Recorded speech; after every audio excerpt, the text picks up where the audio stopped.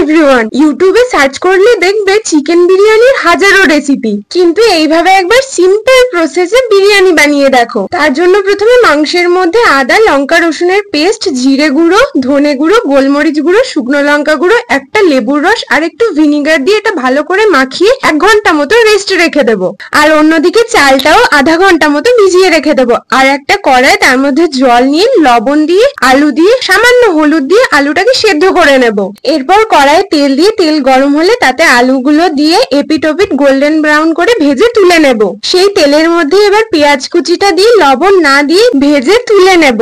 আবারও সেই তেলের মধ্যে মাংসটা দিয়ে ভালো করে নাড়াচাড়া করে একে একে টমেটো সস, পরিমাণ মতো লবণ, হলুদ গুঁড়ো, একটু গরম মশলা আর সামান্য হাফ বেরেস্তা দিয়ে এটা ভালো করে নাড়াচাড়া করে ঢাকা দিয়ে দেবো। কিছুক্ষণ পর ঢাকনা খুলে আলুটা দিয়ে এবার মাংসটা হতে দেব।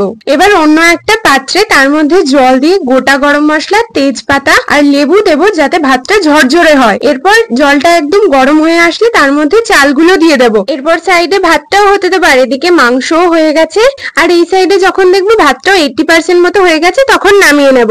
এবার তো লেয়ারিং করাই বাকি। মাংসের মধ্যে ভাতটা দিয়ে, ওপর দিয়ে বেরেস্তা দিয়ে, বিরিয়ানির মশলা, তার মধ্যে সামান্য আতর, 1 চামচ ঘি আর দুধে মিক্স করা কালারটা ওপর দিয়ে হাত দিয়ে ভালো করে ছড়িয়ে দেব। এরপর 5 মিনিটের জন্য ঢাকা দিয়ে দেব। তাহলেই নামিয়ে নিলে রেডি হয়ে যাবে আমাদের চিকেন বিরিয়ানি, একদম সিম্পল প্রসেসে। ভিডিওটা ভালো লাগলে একটা লাইক কমেন্ট করে দিও।